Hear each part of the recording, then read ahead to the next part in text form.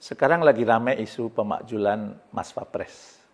Kira-kira bagaimana dari kacamata leadership? Apakah ia layak dimakjulkan atau tidak? Dan bagaimana kita mengambil pelajaran dari kisah ini? Supaya kemudian kemampuan leadership kita juga meningkat. Anda tertarik? Ikuti video ini hingga tuntas.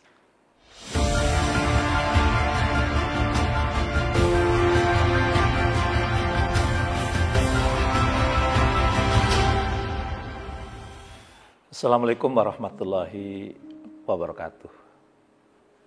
Akhir-akhir ini saya sering mendapat pertanyaan, Babe Jamil, bagaimana pendapat Babe soal isu pemakjulan Wakil Presiden Gibran? Saya menjawab sambil tersenyum, wah, saya nggak ahli dalam dunia politik. Saya bukan orang istana, bukan anggota dewan, dan juga bukan politisi. Saya tidak terlalu paham permainan politik, tapi saya bisa jawab dari satu sudut pandang yang saya pelajari, yang saya dalami lebih dari 20 tahun, yaitu aspek leadership. Di dunia politik, orang bisa naik karena dipilih, bisa turun karena tekanan. Tapi di dunia kepemimpinan sejati, ada satu hal yang jauh lebih menentukan daripada jabatan atau struktur. Namanya adalah leadership capital.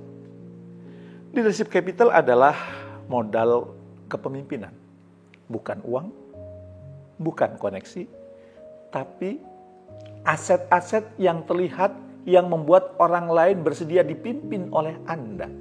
Rela dia, ikhlas dia, percaya pada arahan Anda, respect dengan Anda, dan loyal pada visi yang Anda perjuangkan. Ini modal yang tak bisa dibeli, tidak bisa diwariskan, hanya bisa dibangun dengan karakter, keputusan, dan sikap yang konsisten. Menurut Dave Ulrich dan Noam Smallwood, leadership capital adalah bagian dari intangible value yang nilainya sama penting dengan brand, reputasi, dan inovasi. Nah, leadership capital dibangun lewat 5 pilar, yaitu pertama, moral capital. Ini tentang kejujuran dan integritas seorang pemimpin. Apakah ucapannya bisa dipegang? Apakah perilakunya bisa menjadi teladan? Ketika pemimpin berkata A, apakah dia melakukannya? Apakah ia setia pada nilai? Kalau jawabannya iya, berarti moral kapitalnya tinggi. Berarti mendorong leadership capital yang lebih tinggi. Sehingga dia layak untuk terus memimpin. Tapi kalau jawabannya tidak, maka kepercayaannya runtuh. Dan pemimpin tanpa kepercayaan, ya seperti raja tanpa rakyat. Yang kedua itu relational capital. Ini soal kualitas hubungan. Hubungan kepada semua stakeholder. Ia mampu menjaga kualitas hubungan dengan banyak pihak tanpa harus kehilangan jati dirinya. Apakah pemimpin itu hadir saat timnya perlu? Bila jawabannya ya, maka relational capitalnya naik. Sehingga modal kapitalnya juga ikut naik. Apakah ia mendengar dengan empati atau sekedar menunggu giliran bicara? Hanya basa-basi. Pemimpin yang dicintai tidak mudah dijatuhkan. Tapi yang hanya ditakuti itu rapuh sekali posisinya.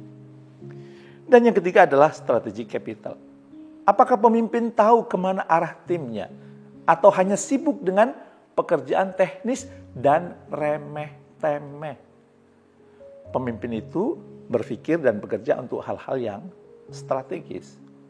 Pemimpin yang tahu arah akan meningkatkan skor nilai strategi capital orang itu. Dan apakah ia mampu memetakan jalan dan menginspirasi semua orang untuk ikut berjalan bersamanya? Kalau pemimpin hanya sibuk tampil tanpa membawa arah, ia seperti kompas yang rusak di tengah hutan, nggak bisa dipakai. Dan ini membuat skor nilai strategik capitalnya turun dan ini berbahaya. Yang keempat adalah learning capital. Apakah pemimpin ini terus belajar? Berapa buku berkualitas yang ia baca? Berapa mentor yang ia datangi? Berapa guru yang ia tuju? Apabila sang pemimpin itu pembelajar, maka learning capitalnya akan terus naik. Atau jangan-jangan merasa dirinya paling tahu, paling benar, paling hebat.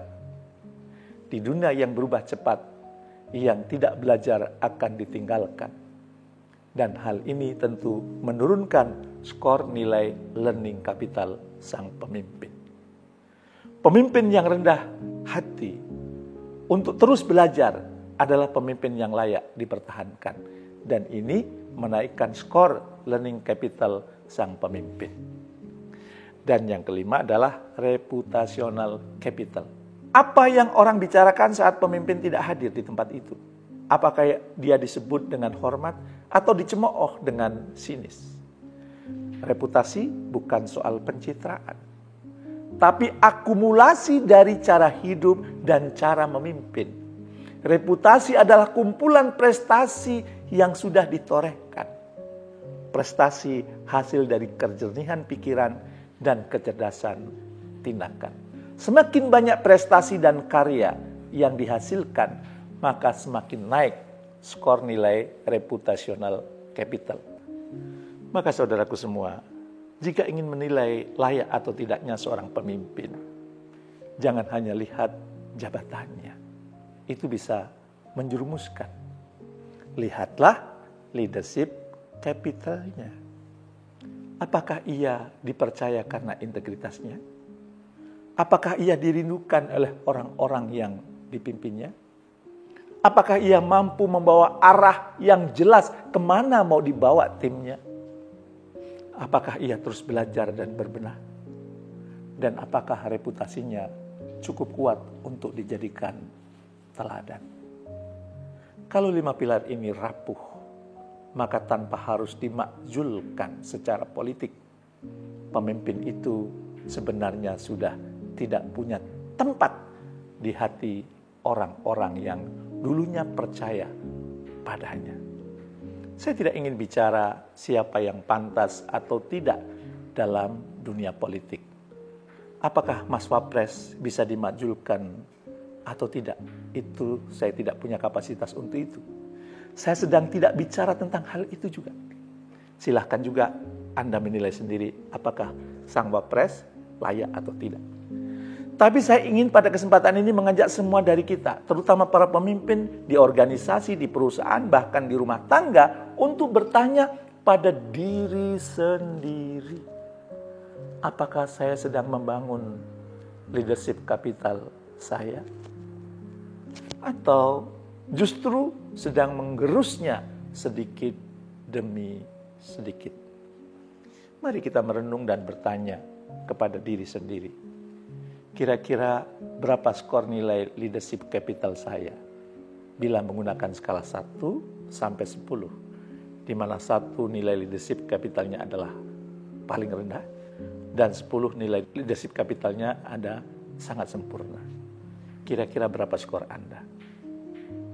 Teruslah perbaiki skor nilai leadership capital Anda dan saya, karena jabatan bisa pergi, tapi jejak kepemimpinan akan tinggal.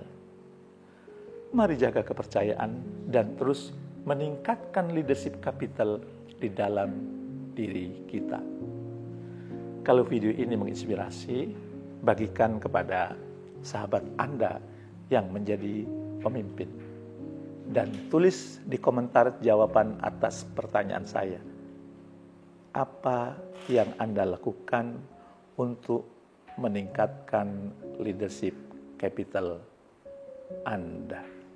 Siapa tahu jawaban Anda juga menginspirasi orang lain yang berkunjung ke channel YouTube ini.